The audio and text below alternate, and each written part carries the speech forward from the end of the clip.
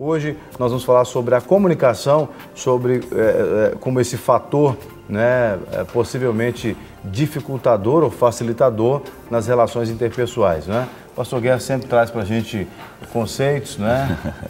Hoje nós vamos falar sobre comunicação e concluir, né, na questão do relacionamento interpessoais. E eu gostaria de ler aqui um versículo em 1 Pedro 4:11, que fala assim: se alguém falar, fale segundo a palavra de Deus. Se alguém administrar, administre segundo o poder que Deus dá, para que em tudo Deus seja glorificado por Jesus Cristo, a quem pertence a glória, o poder para todos sempre. Amém. Falando sobre comunicação, ontem o Sr. José ligou aqui e não conseguiu, né, inteirar o que ele queria, mas ele compareceu lá na clínica e nós ajudamos ele. Que bênção. Ele queria, né? Ele foi lá ontem e resolvemos para ele. Que bênção. Mandar um abraço para ele que está sempre nos assistindo. Pô, que legal. Vale dizer isso aqui, né? O Clínico da Alma funciona não só no programa, mas também, como o pastor Guerra acabou de trazer esse testemunho, né? Você pode ser atendido pelo Clínico da Alma. Atendimento acontece nas dependências da Igreja Batista da Lagoinha. A produção vai colocar o endereço para você aqui, a Rua Manuel Macedo, 1324, num local que nós conhecemos como Central das Redes, né? Você pode ligar, inclusive, no Ministério Clínico da Alma, que é mais do que o programa, né? Onde realmente as situações são acompanhadas, né? Os casos, você pode ligar no 3429-9514 ou com o final 9515. Né? E a partir de 1h30 da tarde sempre tem pessoas para atender vocês ali, para você ser acompanhado. E que bom que um dos telespectadores, eu ouvi a participação dele ontem, né? E teve alguma dificuldade também em se comunicar com a gente, já pôde ser atendido, né? Com certeza. Foi lá, graças a Deus. Quer dizer, é muito pertinente esse testemunho com o tema sobre a comunicação. Certeza, a comunicação, ela pode ser bênção, mas também pode ser um problema no relacionamento. Né? Com certeza. E principalmente trazendo distorção, né? Essa tem sido uma das estratégias do inimigo na comunicação, principalmente nesses relacionamentos interpessoais, que são essas situações onde geram distorções, né? Aquela coisa assim, não, mas não foi isso que eu quis dizer. Não, mas você falou isso, você disse aquilo outro. Então nós temos que entender que na comunicação interpessoal, ou seja, nós precisamos permitir que o Espírito Santo de Deus nos conduza nessas conversas, nesses relacionamentos, porque entender também que nós temos aí esse inimigo que assim se esmera o tempo todo, né, para o quê? Para trazer esses maus entendidos que a gente popularmente diz, trazendo muitas vezes feridas, trazendo muitas vezes danos nos relacionamentos. E ontem, inclusive, nós falamos a respeito dessa comunicação que é a não verbal, né? Como que essa comunicação, através do nosso corpo, das nossas expressões, através das nossas atitudes, como que isso muitas vezes é muito mais impactante do que as palavras em si. Né? A expressão, né? Ou seja, a forma de olhar, a forma muitas vezes de condenação, as formas de julgamento. Então tudo isso tem uma importância muito forte dentro desse processo da comunicação interpessoal. Né? A gente vê isso muito dentro de casa, né? A comunicação não verbal, as expressões facial, corporal. Como que às vezes um pai, não sei se na época de vocês já era assim, né? Mas desculpa, eu não entendi essa colocação na época de vocês. Direto aí foi muito indireto. Eu achei. Se já era. A comunicação está com problema aqui, a comunicação interpessoal. Você está me chamando de velho ou de antigo? Não sei. Não, de experiente. Tá bom. Bom, mas quando eu era criança, certamente na época de vocês já era assim, porque na minha época a coisa estava começando a se perder. Sim. Mas o pai da gente olhava pra gente assim, já. se você ia almoçar na casa de alguém, e aí se você pegar, já era dito antes, o melhor pedaço de carne você deixa pro pessoal da casa, né?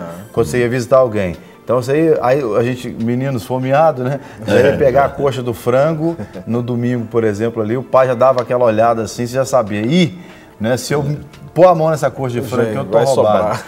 Quer dizer, isso, a comunicação verbal ou não, ela pode preservar a vida também, né? Você pensa, por exemplo, em sinais de trânsito. Se você não põe uma placa lá, que é ali naquela curva, aquela curva, ali tem uma curva acentuada, o indivíduo pode passar direto e morrer. Exato. Então, Deus deixou a Bíblia para nos ensinar a comunicação para a vida. É interessante que o meu pai, a forma dele falar, muitas vezes, ou de reprimir, ou muitas vezes de tentar disciplinar, era só no olhar.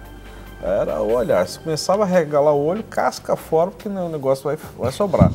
Então, assim, ele sempre foi no olhar, mas é um olhar fulminante, né? Então, durante até algum tempo da minha vida, eu tive que, assim, permitir que Deus tratasse essa questão, né? Principalmente com pessoas investidas de autoridade.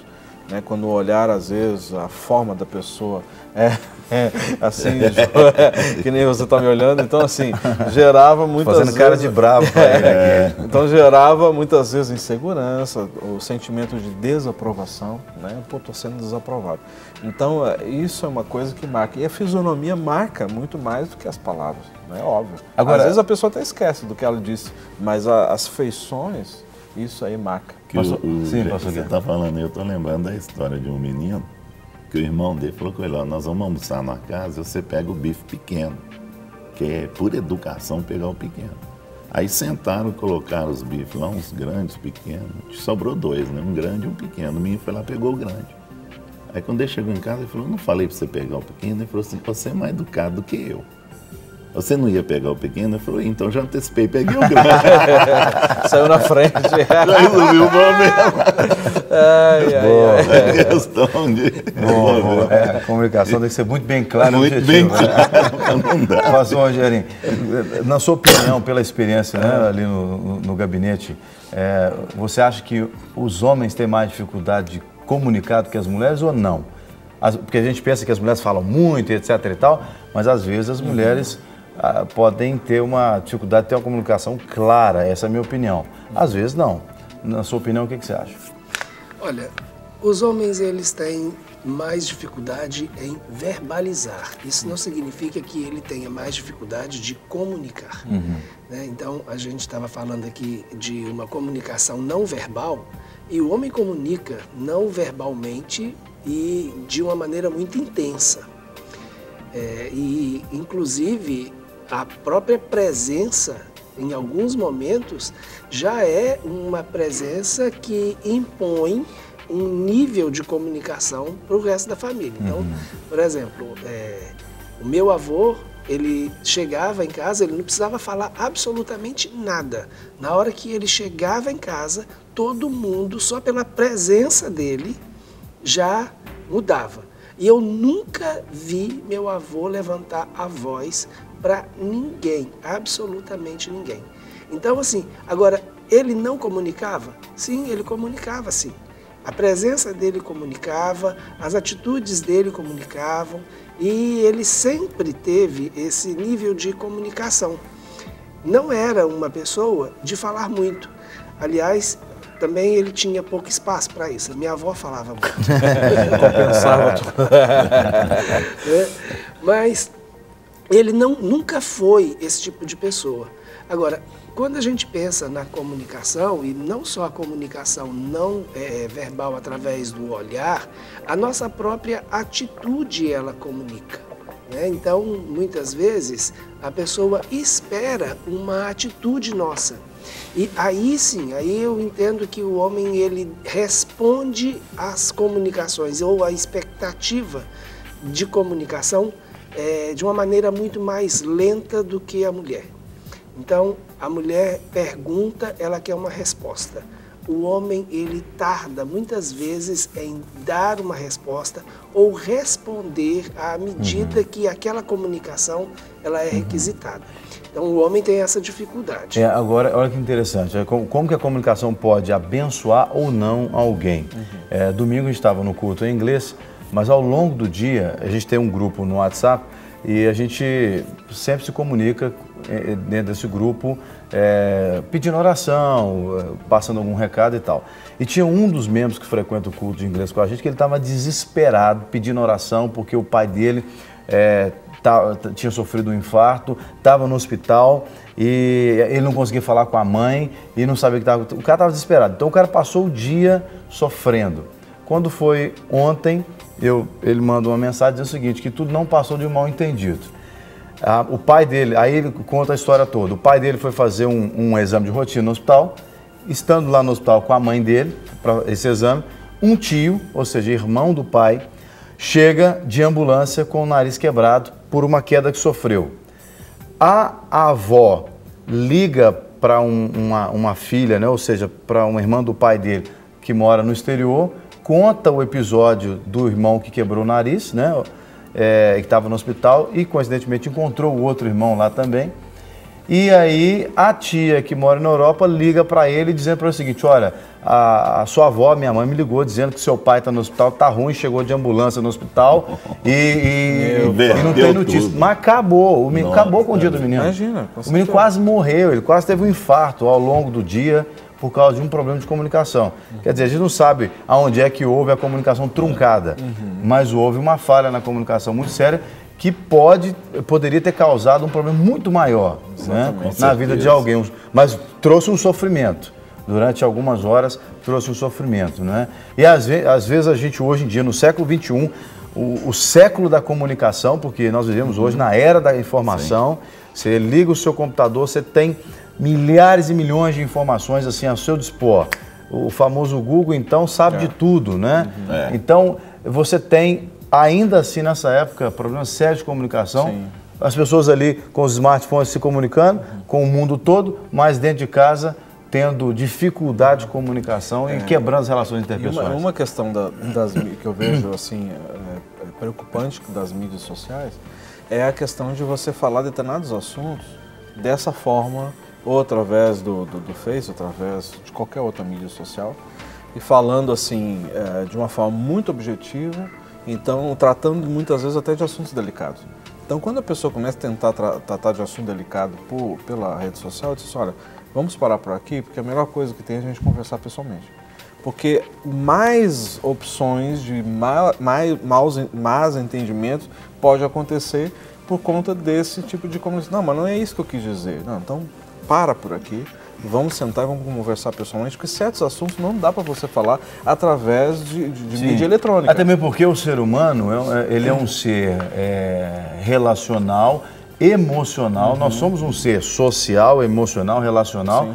E que a comunicação, ela não tem, dificilmente ela passa pela gente isenta de alguma influência. Porque a gente sempre narra os fatos a partir de uma experiência que nós temos de vida. Né? Você dificilmente vai conseguir ter uma comunicação sem nenhuma interferência dos interlocutores. Exatamente. Né? Porque cada um vai falar baseado na sua experiência. Claro. Até questão de complementar, né? Já que você falou que a gente é antigo, né? Eu não disse, eu disse experiente. Mas você aí, tá vendo? subentendeu. Já tá torcendo a minha fala. Eu disse experiente. Não, experiente, né? Antigamente pegava na mão, cumprimentava, como vai, tudo bem e tal, né? E foi mudando isso, né? A menina já passava e tal, hoje a pessoa passa por outro, tem hora que passa assim com a cabeça. Não é? Então não tem mais, foi mudando essa comunicação, que era bem mais agradável, hoje já, né, mudou para uma expressão facial. Pegar na mão, abraçar e tal, já mudou para uma expressão facial, então para oi, né? Oi, oi, e pronto, né? 2 oi já vai, né? 1 oi eu cumprimento, 2 já vai, né? Você ainda tem que traduzir ainda, né? Tem que traduzir ainda o que é a comunicação. Né? Mas a gente nos gabinetes pastorais, a gente vê muito isso, né? Como que as famílias sofrem, porque às vezes não há comunicação. O pastor André trouxe uma palavra muito interessante na semana passada no culto Homens Diante do Trono. E ele falou sobre o papel do homem como esse rei, sacerdote e tal, e dizendo que o homem tem essa responsabilidade de ministrar na sua casa as coisas, mas muitas vezes o diabo tem silenciado os homens dentro de casa. E aí os homens chegam e todo mundo já faz silêncio, porque ele chegou, você contou do seu avô, e eu lembrei disso. Né? Ele faz silêncio, aí a esposa pergunta, tá tudo bem, amor? Tá. Aí fala, tá. Né? Comunicação. Ô pai, como é que o senhor tá? Como é que foi o dia e tal, sei o quê? Não quero conversa. Quer dizer, isso infelizmente acontece com mais regularidade do que a gente pensa. E isso vai criando uma distância, né? Claro. Porque a pessoa vai diminuindo e por fim acaba não perguntando mais, não querendo saber mais de nada, vai criando essa distância. A comunicação em casa, ela zera. Por conta do que você falou aí. Sim. Não é? A pessoa chega e vai neutralizando tudo. Os filhos vão para as drogas, muitas vezes por falta de diálogo dentro de casa, né?